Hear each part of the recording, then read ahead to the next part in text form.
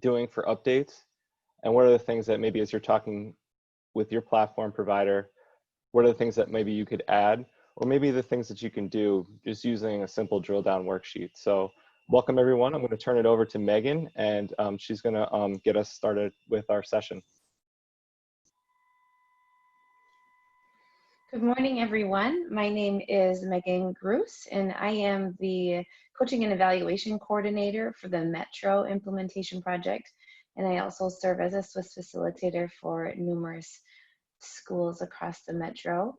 And we're happy to be here with you today. And as Garrett said, excited for those of you that are using Swiss that may just want to get a quick brush up on some of the features of Swiss. If you're not using and you are interested in learning more about what the features are that you should have access to with your data system, then you're here too.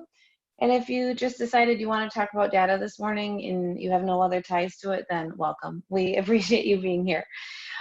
So just to get started, let's practice using that chat. And in the chat box, why don't you just note if you currently use Swiss, or if you use a different system. And if you use a different system, just note what that is.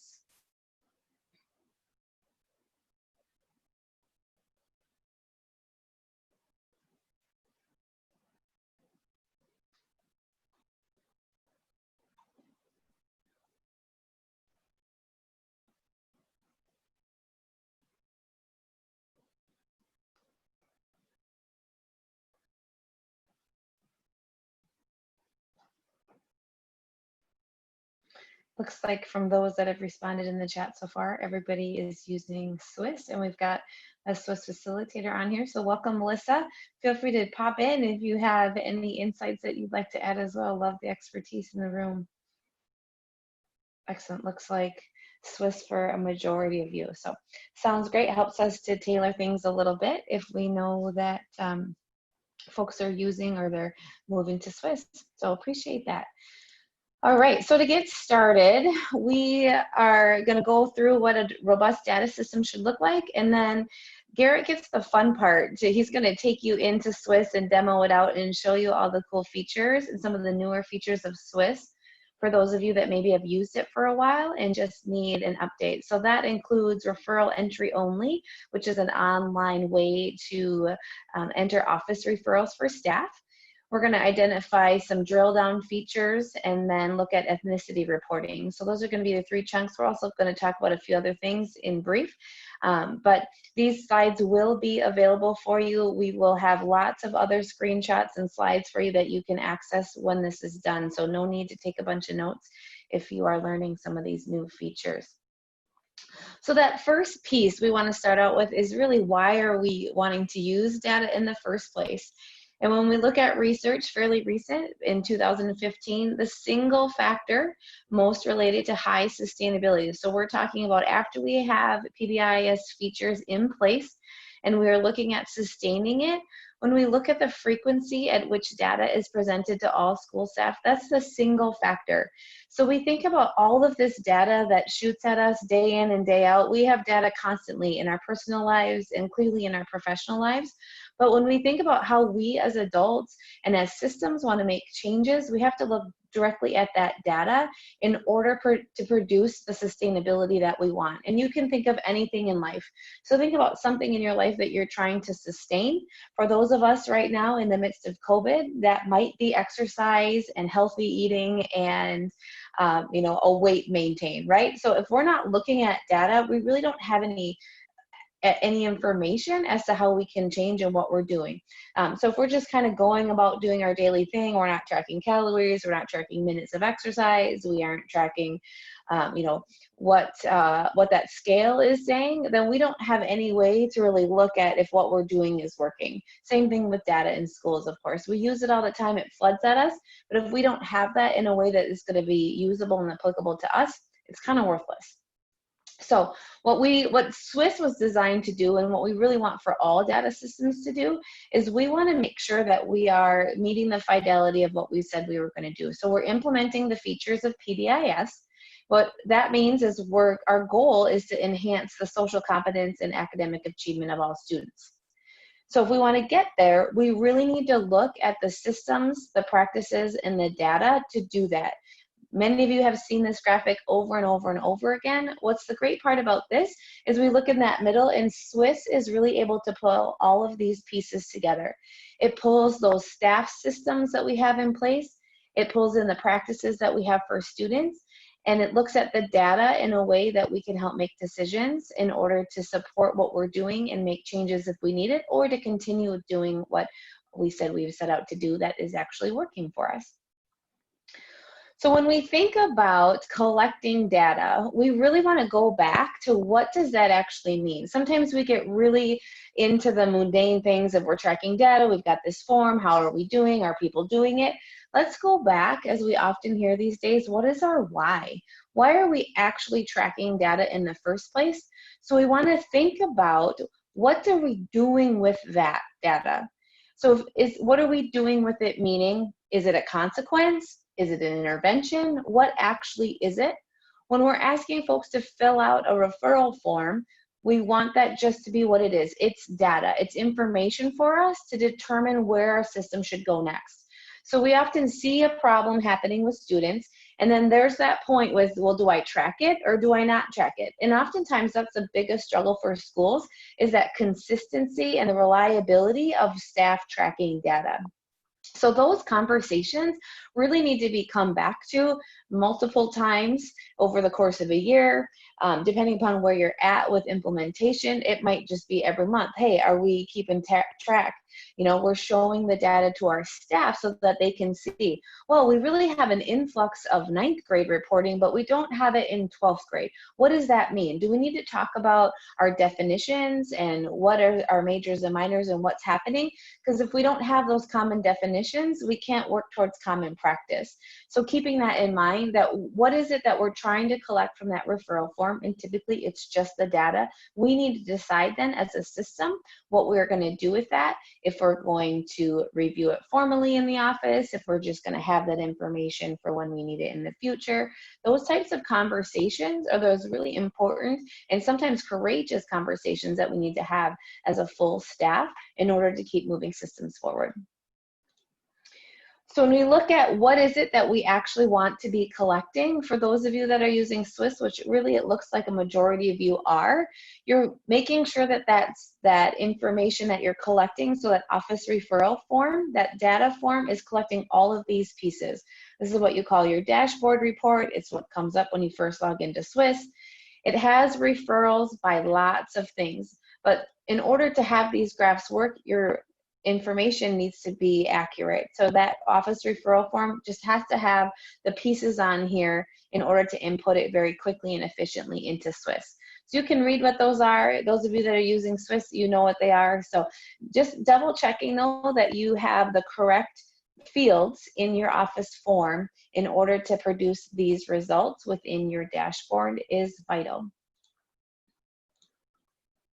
And then we think about those reports. When we think about core reports and we think about some of the additional reports that are available in Swiss, we know that we can go to all of these features and look at our Swiss reporting tab and click on any of these to get the information that we want.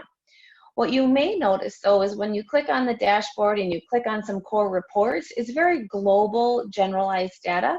And oftentimes, if we don't have a lot of major referrals, or maybe we're collecting more minors, or if just your data isn't looking in a way that you want in order to be able to make some precision statements, you got to really drill down into some of the additional reports to be able to get what you're trying to get. So some of those additional reports are great features for you, especially when you're showing that data to staff. One that I really want to point out is your triangle data. So if you want to quickly and efficiently get how many students are in each tier, that is a great report to pull up, and also that ethnicity report. And Garrett's going to go through some more of those features after a bit here. When we look at that student dashboard, again, a feature that you know that is there, but just wanting to lift it back up, that this is a critical feature of Swiss that not many data systems have. And if you have a different data system, if you're using this tool, you'll find out that this one is super advantageous, especially when we're having conversations with families, with teachers, with teams, and we want to look directly at a student's performance and where their data might be. We can easily pull up a student dashboard and look at some of their trends and be able to develop some interventions for that child as they are in our system. So this might be a good report to use at a team meeting, or if you're seeing students that are being referred multiple times to the office, this might be something that you would want to take to a tier 2 intervention team for them to have discussions. Many ways to use this, but just a reminder that this feature is there. And it is super applicable and helpful when we're talking about individual student success. So I want you to take a second and think about what database decision making means to you. So I don't want any Harvard definition, but think of your definition of database decision making and pop it in the chat box.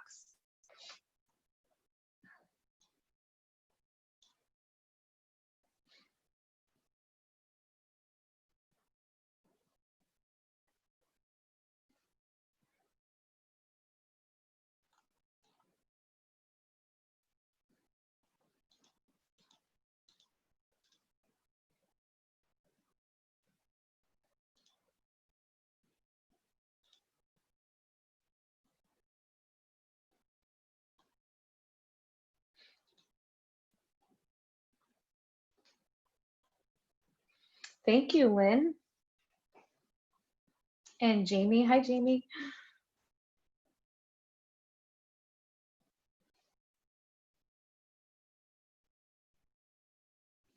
Excellent, Karen, thank you.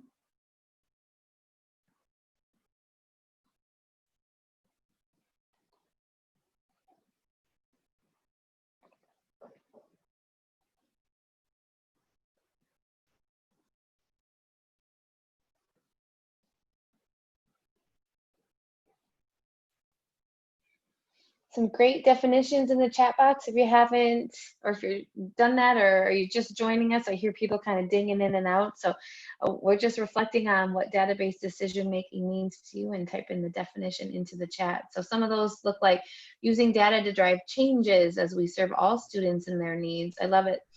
Using data collected to determine which students need intervention and areas that might need more support. Gathering information, utilizing it in a process on a regular basis. All of these are excellent, excellent examples of database decision making. And that's truly what we're doing. We are using data to make decisions to support students. So we've got a definition here. Database decision making is the planning for student success, both academic and behavioral, through the use of ongoing progress monitoring and analysis of data. So I think many of your definitions could certainly replace that thought. Everyone's on the same track, but really what we're wanting to do here is ongoing monitoring and progress, and we have a way to do that. So it's not just one touch point or two touch points. We're collecting that data, we're analyzing it, we're developing a plan and action planning, and then we're coming back to see if that plan worked. If it did, we continue. If it didn't, we adjust, monitor, and make some changes. So we need to think about, when we're looking at database decision making, these questions. So we first need to think about what's our current reality. And sometimes when we're in the moment and we're in that setting and our emotions are tied to it, we've got investment in many different ways, our current reality is over glorified. So we want to go back to really the nitty gritty. What's our current reality? What do we have? What is the data showing us? And what are the desired outcomes? Are they fairly on track? Maybe they're a little bit off, or maybe they're way off. And if there are, that means that we've got some gaps, and we need to look at what's our highest priority for gap. And oftentimes when we're flooded with data, that's really difficult to do.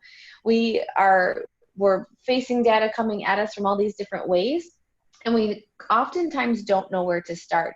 And I would even beg to say that in Swiss, when we're looking at a dashboard report, it's really hard to start there too, because it's such general globalized data. That's where we really want to come into play with that drill down feature and be able to use that to our advantage. Because when we're able to use that drill down feature, we get to that point of being able to develop a precision statement. So you've heard this probably numerous times, but we tend to fall away from it. And the one way that I've seen work the best and have used it the best myself is really when we have a space and a time for precision problem statements to be developed at a team meeting. So having someone bring a precision problem statement to the meeting so that we can have conversation and action plan around it is going to be a really great use of time. So when you think about what that even means, precision statements just give us the information that we need in order to make the decisions. So as you can see in this example, our what here is our office discipline referrals for aggression in this case. When we think about where these problems are happening, it's on the playground in red. In that dark blue, it's a large number of students. So if you're using Swiss, you're likely going to be able to say what that large number means. That's fairly vague, so it could be 100 or it could be 50. Maybe it's only 20. Whatever that large number of students, you are going to be able to pull that specifically from Swiss. When it's happening at first recess, we know what time that is based on our school schedule and why it's getting that access to new playground equipment. So if we're able to do this every time we come to a meeting or every time we're analyzing data, you can think about the advantage that we have instead of just saying our playground is nuts, we need to have a solution. This helps lead us to developing a SMART goal and then going through some really specific solution components so that we can action plan based on the data that we have. Much easier to action plan when we know that there are 25 students that have aggression on the playground during first recess because they're trying to access the new equipment. Versus when we say the playground is absolutely nuts, we need a solution. We can definitely action plan better with this precision statement, and we're going to be a lot more efficient and effective with our time and with our solutions. We also want to lift up the screening piece, and when we think about reintegration in the fall and helping to meet our students' social and emotional needs along with addressing trauma, any pieces that might be coming to them that maybe weren't there in the past, some of those deficiencies that have been maybe heightened or lifted up, or maybe they've been exposed to new things over this time when they've been out of school, we're going to really want to think about screening. And oftentimes we think about screening as doing a universal screener based on social emotional behavioral health. We also can use the data within Swiss to use as a screening tool as well. So if you look at this fancy graph, you can see that when we look at screening with Swiss, we want to look at some numbers. We want to look at 0 to 1, means that, hey, they're doing really great. We've got hopefully about 80% of our students that have 0 to 1 office referrals. Then we want to look at like 2 to 5, how many students are repeating, and we're thinking, gosh, there might be something going on here. And then any students that have 6 or more. So I think about this screening, we want to make sure that we've got a good 6 weeks of data in place and that we're really able to focus in and fine tune what that definition means. So we want to think about if we have individual student issues, that means we've got less than 10 students in the same type of a context, so we want to address them individually. If we think about a system-wide issue, we're looking at more than 10 students in the same context, and we might want to look at what systems do we need to change in order to help those students versus the individual students. But in order to make this happen, it's just got to be defined, and there has to be guidelines there. Otherwise, we're just going to keep spinning our wheels again. So these are some great indicators to look at, gosh, do we need to develop some tighter systems and some tighter, I would say, guidelines and processes for making change if we've got these things in place. So again, I mentioned it on the graphic before, but that 0 to 1, the 2 to 5, and the 6 or more. And then that individual student individual system issue, or excuse me, the individual issue or the systems issue. So which one is it that we're looking at, and how do we define that? So if we have those guidelines in place, we can stick those on an agenda, or we can laminate them and make sure that every time we pull our data into the group, we're able to address that and really fine tune. If it's an individual issue, maybe we need to, if it's a tier 1 team that's looking at it, maybe we need to pass that off to a tier 2 team. If it's a systems issue, that's more of a tier 1 issue, and let's have those conversations and develop some solutions from that data as a tier 1 team. Again, when is that happening? We always say like that October catch, we want to look at 6 weeks in. Again, we have to give grace to that. This next year, we have no idea when that 6 weeks in, like how that's going to look. We know when school is starting, but we want to make sure that we're still collecting data no matter how it is that we start in the fall, and that we're still making sure that we're targeting on a calendar somewhere, hey, by MEA break, we've got to be looking at our student data and making sure that we're screening those kids to see who might be on a trajectory that needs additional intervention, and we want to intervene before the referrals are kind of out of control, or they become more so that we're not able to intervene in a healthy way to be more preventative. Instead, we're being reactive if we're not looking at that data as soon as we can in October. So with that, I believe, Garrett, you are going to take over and do some of the fun nitty-gritties of the features of Swiss. I think we're good. I got yeah, thanks. And I think just if you've unmuted yourself, if you could just think about muting yourself, and then I'm going to try this. I've got Megan's screen, so I'm going to run through some features. If you go to pbismn.org, some slides are hidden. You can pull them back out during the Q&A if you have some specific questions about some of the features.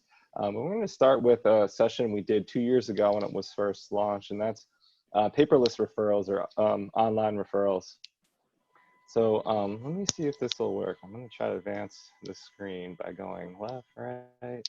Oh, it worked. Okay, it's just a little slow. Okay. So there are a lot of videos since that release in March 10th of 2018 on how to do paperless referral workflows.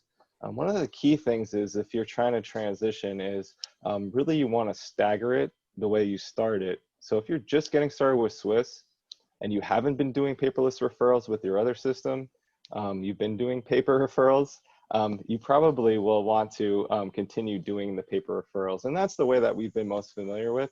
It also helps a lot for non-classroom settings where you might not have access to put in a referral as a staff member.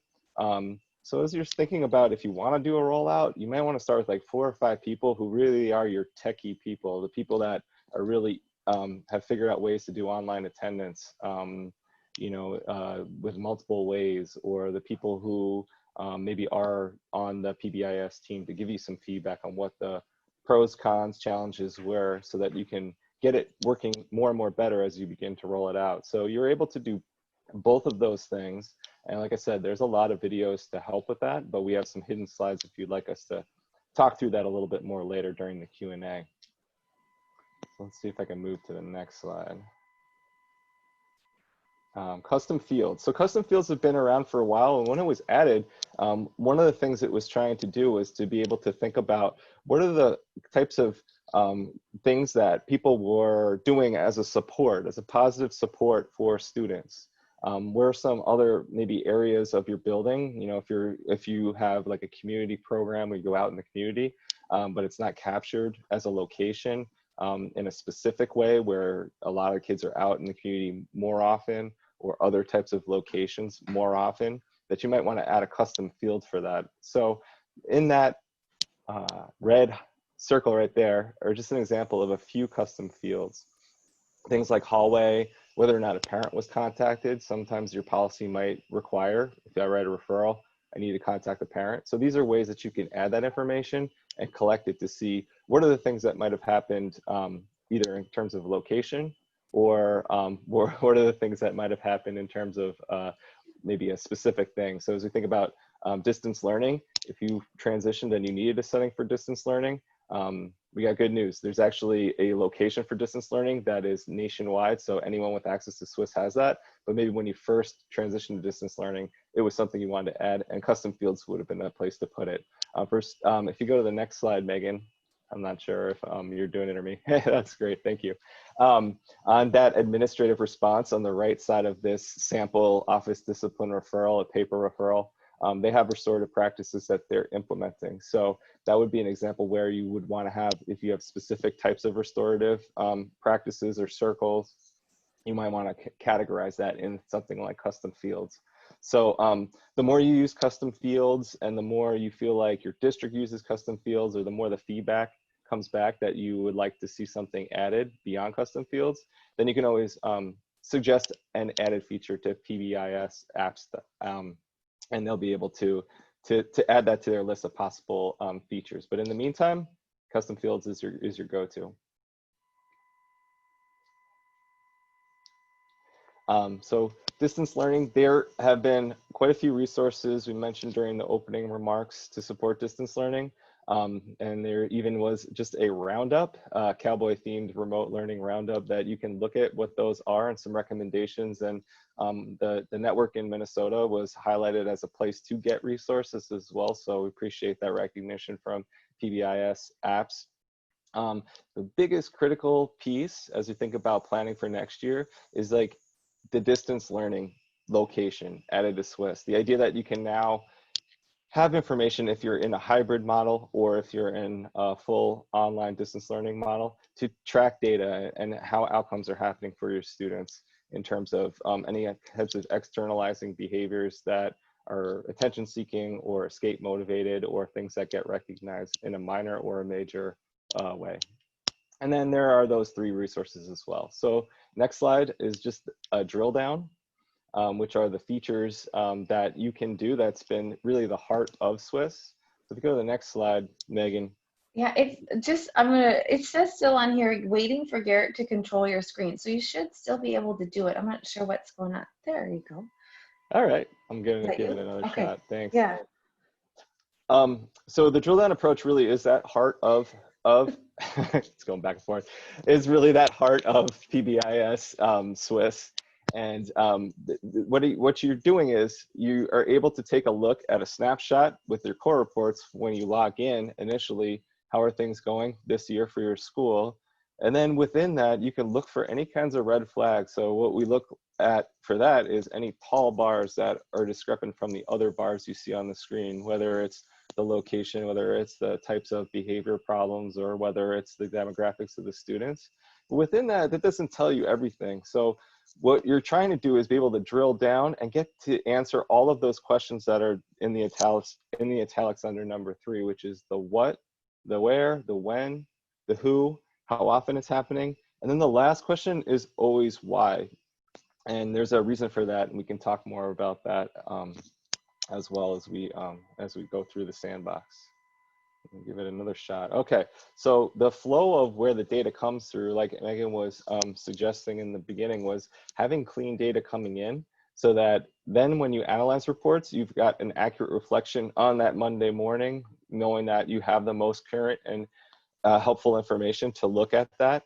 And then, you know, as you're preparing for the team meeting on that Monday morning meeting, you'd be able to do the next step, which is to bring the summary statement and any kind of key graphs that might be helpful for the 5, 6, 7, 8 members on your team to look at, to think about, okay, this is something that we would like to dig down, drill down more in. And then your meeting can begin with that review so that you have a data-based way to start the meeting in terms of the outcomes for the students in your school. So there's an example that's been used around Harbor Haven Middle School. This was part of the initial research when this was done with spreadsheets and other things before it became a data system itself. But the implications and the ways and the processes are just as true now as they were before. But what we have now is with Harbor Haven Middle School is all of the data that was captured is captured when you first log into the screen. And like I was saying before, you can see bars that are tall. All of those core reports have titles to them in terms of time, location, day of the week. What that red flag is up there is somebody decided to think about the types of problem behavior. Just it was one of the places there they would want to start. And then within that, the drill down will get you to those other areas. But looking at that, the problem behavior was just an example of a place to start, just by looking at the core reports when you log in. So this is an example of controlling for, and this will be really critical as we think about contingency planning for next year, something called average referrals per day per month.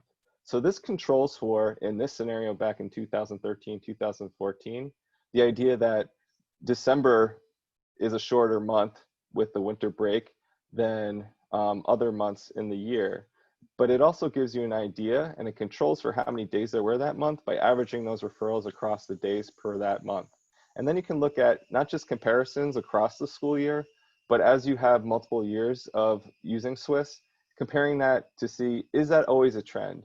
Is it typically a trend where our referral patterns go up from September to November and then start to level off or decrease again towards the median on that national median towards December and January? It doesn't give you all the information, but it does give you an ability to compare trends over time. And so with Harbor Haven, just taking another snapshot and look at where they decided to go, they have got an identification of using the core reports. In the upper right corner, they're going to go with location. They've got a couple of considerations though, and that's where talking to your Swiss facilitator and getting some experience looking at the core reports and drilling down will really help with your team when you have these discussions. Because even though classroom is the high bar, there's things that are similar about a playground and a commons area that as you talk as a team, you might say, you know what, actually, if I think I can picture those bars on top of each other, or if we have some opportunities to maybe train people who might staff in non-classroom settings like the playground, or non-classroom settings like the playground and the commons or the cafeteria, we can think about like, let's add all three of those areas as one place to start. Or we could go with the classroom. So a lot of different ways where you can get started. The data and the discussions with your team are the anchors for where you go next. So you can see here with a drill down, they were able to take with the core report, looking at majority of their referrals as they look at 5th, 6th, 7th, and 8th grade, we're coming from the 8th grade. And like Megan was showing with the idea of, is this a systems problem or is this a individual student challenge for our school? When you see numbers greater than 10 in one setting or one location or one grade level, then you start to look at it as a systems problem that can be addressed with a tier 1 team or with a classroom grade level team. So looking at that data, referrals by student helps you can get to that place. So we still don't have all of the information. So you have to keep this structure of the what, where, who, and when in terms of when you just look at the core reports, you're not really getting to that precise statement on its own. So that's your moment to pause and really think about, how can I dig deeper? If I'm not using Swiss, how can I even go 2 levels deeper? So if I do have information about what the problem behaviors are and where they are, can I get 2 layers down and into that drill down?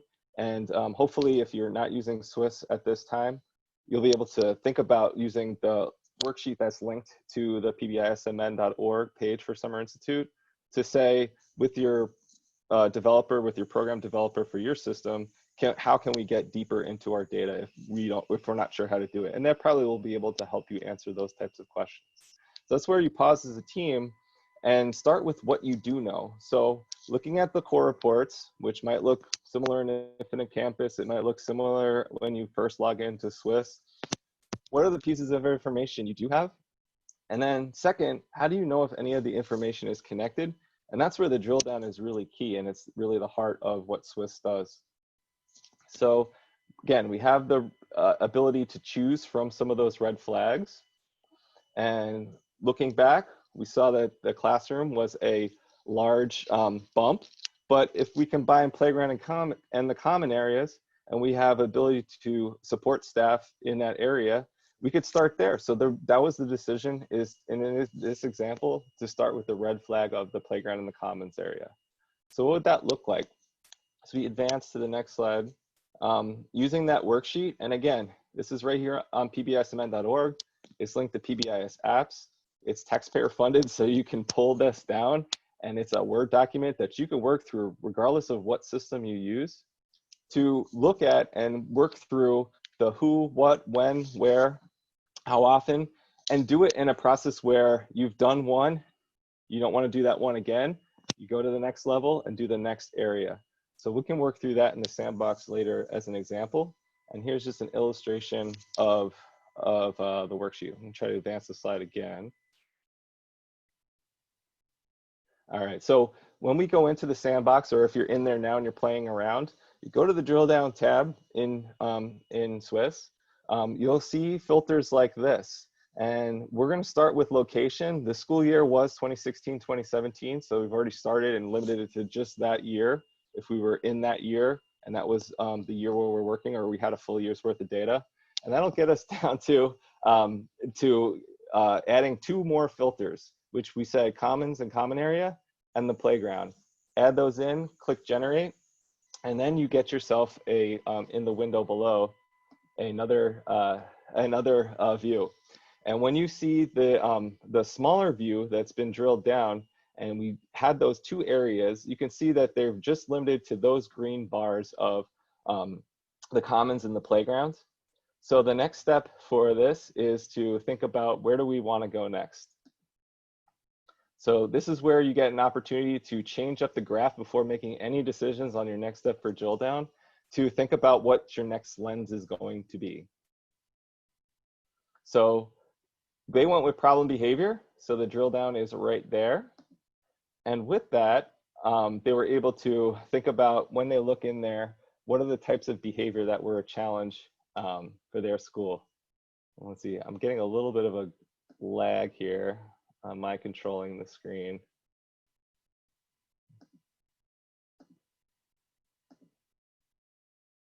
Okay, so, whoop. So there's some animations here that might be complicating some things. So we were able to get down to, let's just limit it to harassment and physical aggression.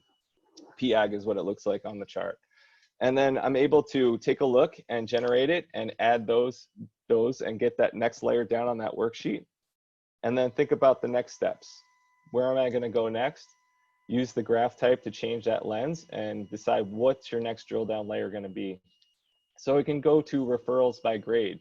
So you can see there's mostly in the upper grades, but a really significant increase compared to the other grade levels for 7th graders, referrals by grade. So that could be an area where you might want to drill down and add that next who piece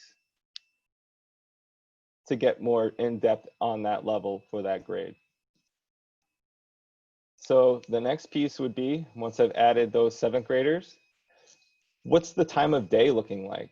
So you can see there's some clusters, and with Swiss, you can add more than one 15-minute time block.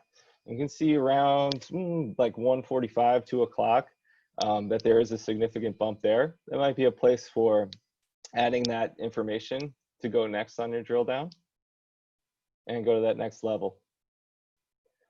And then the final filter, so if you're tracking that worksheet, you're going to do why last. The reason why is so that you can really get to a specific context, just like on that slide earlier on where Megan was saying, whether you have 10 or more students, it really depends on the context in which that's happening. So before you think about, is this trying to get out of something or is this for attention, you really want to get to that context to be able to address that in a way that's effective. So with those clues, there's a large unknown. This is one area where that's the bar on the right. You may really want to work with your staff if you start seeing trends like that, thinking through the functions of behavior and what would be some training that would be helpful and in service to help them identify that better, or just have confidence to just say, hey, it's a hypothesis, it's your best guess, just give it a shot, and it really helps our team. So with the information that we just saw, remember we saw all of those levels, they actually got down to identifying with a precise problem statement, 13 students, so again, 10 or more, so we're looking at a tier 1 support. are engaging in physical aggression and harassment. And it might be attained by attention, but again, those 6 referrals that we saw in the last glimpse were unknowns. That's 18 referrals in the last 4 weeks. So you really want to narrow it down to those students in that grade level to be able to address this with precision and be able to support them effectively and support the team to support those students effectively. So keep in mind the Swiss basic decision guidelines, which we're going to unpack the way that Marian had talked about. 10 plus, similar context, systems issue, so you can address it at that level. Anything fewer than 10 students, and this holds true regardless of the size of your school, unless you have a very, very small school. Use this to guide your decision making so that you can not get stuck at that level of analysis. And then think about with the motivations that you saw after you get to that level, the number of referrals can help you guide through as well. So even within that, if you get down to the student level and you still have those 13 students who have referrals, it doesn't mean that they don't get additional supports with tier 2 if they have 2 to 5 ODRs or 6+ ODRs. It just means that they are considered all of your students and they are part of that those 13 students. So please do think about it as a tier 1 level. This is the larger school context is really critical when you get to that side. So as you think about what your steps would be to summarize the data for others, again, you've got your core reports to start. You can look at additional reports, which we'll talk about with an ethnicity reports as a helpful addition, the 4 ethnicity reports to consider. And then anything that over time, as you're doing Swiss for multiple years, or you've decided and you've identified something early on in the year, being able to go back to those and say, is it getting better? So that addresses the old problems. But certainly any new problems that are coming up, you don't want to have too many things that you're working on for precision statements, but don't ignore new things when they show up. Make sure that your kids have those, that October catch mentality is true. Make sure your kids have those supports that they need at all kids, some kids, and a few of the kids that need the most intensive supports. But make sure that you are drilling down and making sure that, you know, if you're going to address something and you're going to address groups and staff, that the drill downs will help you be more precise so that other staff who maybe are in the earlier grades aren't sitting through a staff meeting, that really it's be more helpful to talk with like the 6th, 7th, and 8th grade team or the 7th grade team in that one example that we just looked at. So the second part of the drill down worksheet, which you can download, is that solution development part. So I'm just walk through those pieces. When you think about, you've got a precision problem statement. And this one is many students are engaging in problem behavior in the indoor and outdoor common areas during lunch transition times, and that behavior is maintained by attention. So we've got all those 5 questions answered in the precision problem statement. Now it's time to set a goal and think about what are the steps to address that statement and meet that goal that we've set. So here's the entire second piece of the drill down worksheet, which breaks everything down. And here's examples within addressing that address first prevention. So thinking about how we're going to increase active supervision. I think Michael White had mentioned that there were things that they were able to do, tier 1, that they noticed in their data. This is an example here of doing that, making sure that staff are visible in the indoor and outdoor common areas is your key to prevention in this scenario that they've identified. And then making sure you're teaching. So not just the licensed teachers, but if it's people who are supervising in that area, give them the supports, give them the leadership and ability to have those discussions with all the students, with some of the students, and with a few of the students. And then you want to establish a recognition, something for the kids to work towards, some for the staff to work towards. So they've decided to do a spirit rally and a dance.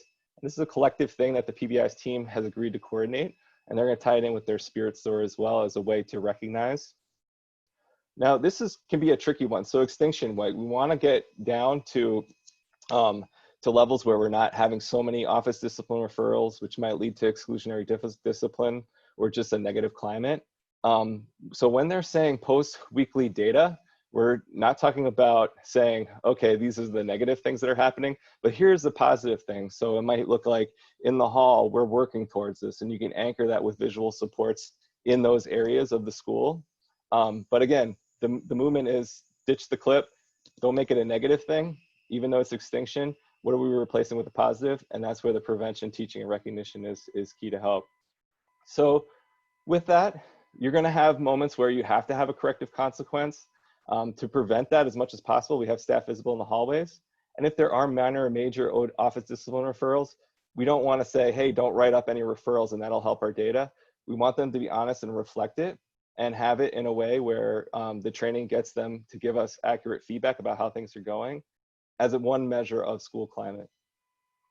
And then finally, all of this together is giving you an anchor for what's the data going to look like, sharing it beyond your staff, sharing it with family and community members and the students as well, and being able to measure that progress and recognize that and make announcements publicly when success happens.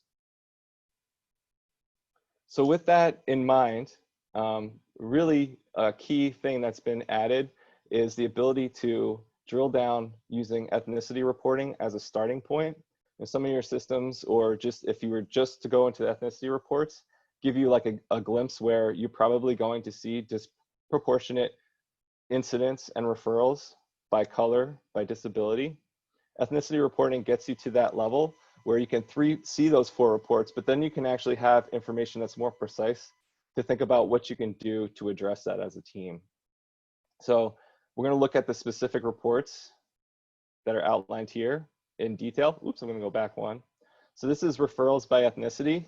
And this is a way to think about the percent of enrolled students in the green bars. So the ones on the left under Black, Latino, and white, you can see green bars there. And then on the right side of that is the percent of the total referrals. So you might be able to see this with your system, or you might see this when you're in Swiss. But what this is saying is you have about 20% Black students, but of them, the referrals in your school, 50% or half of them are coming. So you've got over twice as much referrals coming from a group. And that is a report to give you that snapshot of unevenness, of disproportionality. Another entry point is the report of, let's see if I can get to the next one, students with referrals by ethnicity. So again, comparing the bars and seeing the different race and ethnicity and seeing the gaps there. And this is a different view, but this just gives you an idea of the risk of getting a referral. If I'm in this school, Asian, Black, Latino, or white, the taller the bar, the more likely that you're at risk by a percentage out of 100 to get a referral in that school during that year. And this is the risk ratio itself. So this gives you an idea of being able to say, if I am a Black student in your school, during this school year, I'm 3 times more likely to get a referral than if I were white, Latino, or Asian in the school. So risk ratio gives you an idea of saying at what time, at what ratio, how many times more likely are you. So this doesn't give you all the information that you need, but it's a way to start to look and say, do I have discrepancies or disproportionality by race or ethnicity? So 3 things to keep in mind, and we'll look at those side by side with the actual reports themselves as an example, is to answer the question of an ethnic group receiving referrals, is it proportionate to the size of the school population? That's where the referrals by ethnicity report is helpful. And the second is, if of the student group, students with referrals by ethnicity will help you decide to look at your data for that year and see, are the referrals proportionate to the size of the school population? And the third piece in the core report, in the ethnicity reports, are the ethnic groups being referred at the same rate? So what is my risk? What is my risk index of the likelihood of me, based on my race or ethnicity, getting a referral? So to look at them side by side, here's an example when we were walking through the other ones before, all on one slide.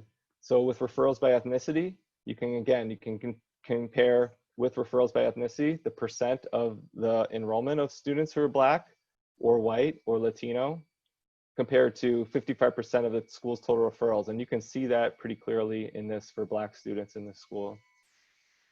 And for students with referrals by ethnicity, this is a way that you can also see it in terms of the total school population.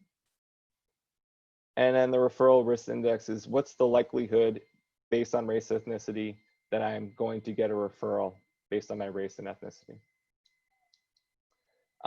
These are, we shared earlier in the opening remarks, but these webinars are really helpful if you want to have the live Q&A. They get posted and they become instructional videos, and you can watch them later on your own time. But there's one coming up, I believe, on this month, and then also there definitely is one in August that I saw that you can register for these webinars to go deeper and dig into it. And of course, if you have your Swiss facilitator, please ask, and we're happy to help you with your school program get those types of supports. So with that, I'm going to turn it over back to Megan to see if there are any questions that happened during the chat we can address now, and also tee up if you guys want to see some drill down on a browser so that we can do that too.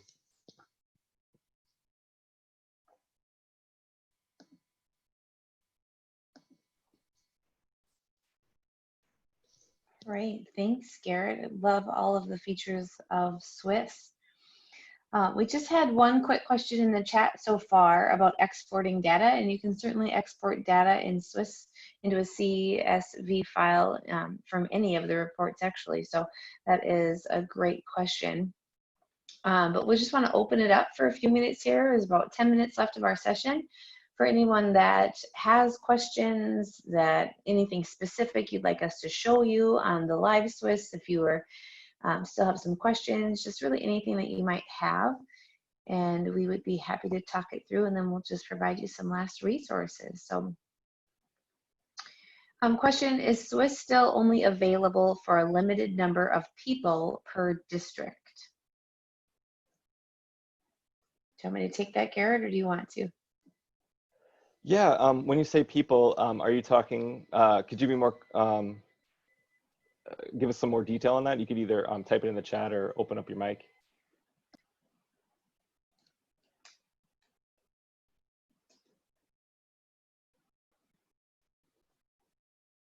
Oh, costs. Yeah, it looks like it's a bundling question in terms of cost. The more subscriptions a district has, the less cost it becomes per school. I forget where the cutoff is, where all of a sudden you see those reductions. But there is a place on our website, and we can get you that information. I'll look for that link now as we're answering other questions for bundling. And I think really with the feature, there's kind of two different pieces of access to Swiss. One is if you actually have specific rights to look at the data and comb through, print reports, those types of things. Then there's also that referral entry only access. And if you're using that electronic referral, then all your staff at your site can have access. So with the $350 that you pay for Swiss on a site-based level, you can have numerous folks accessing, especially if you're using the referral entry only option.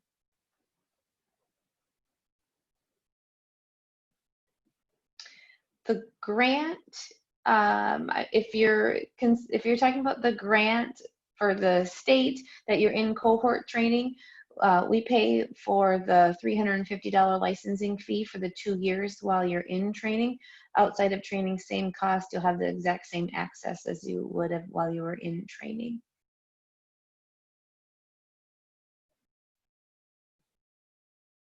All right. Looks like we answered those questions.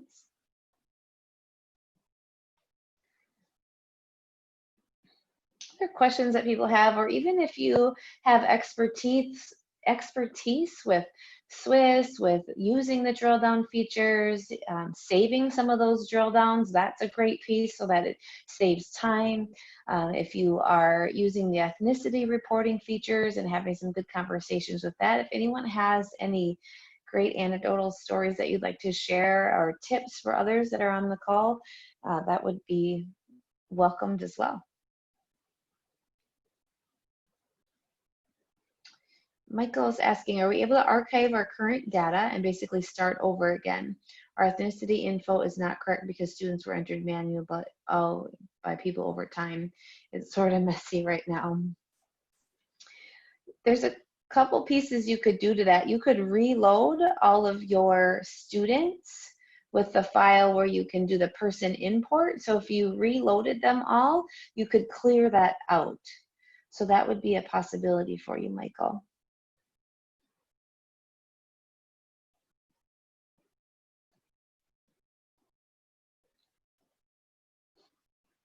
And that person import feature, Garrett, if you're on the website right now, do you want to put in the link to the person import? There's the kind of the how-to manual for that. Awesome, thank you. Garrett will link that for you, Michael.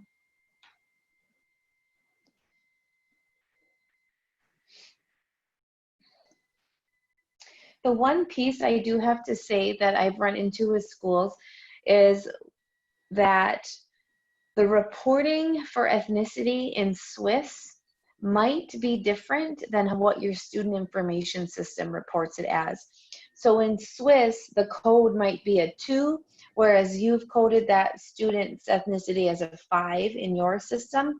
So you just need to be really cautious with that when you're uploading to make sure that you are uploading apples to apples so that when it's in Swiss, it is reflected accurately.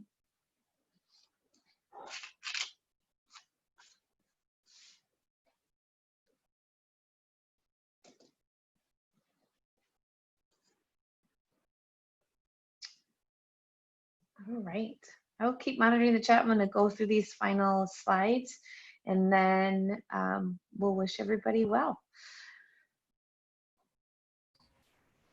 Thank you very much, you guys. I just had a question about the recording, and we'll get that posted and send out the links after today. This session is recorded on Zoom, and we'll be posting that to the YouTube channel, and we'll get all that information out after.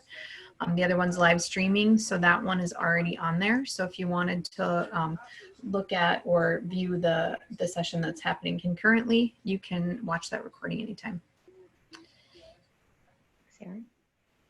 Thank you very much, Megan and Garrett, and I'll let you keep answering questions if there are any. Otherwise, if now is the time for a break, and we'll be transitioning to our other sessions, which will start at 11 o'clock. And so the session that will happen in this link is picking up the pieces, how to measure PBIS implementation fidelity outcomes when interruptions occur. And the other link will be implementing PBIS with a native voice.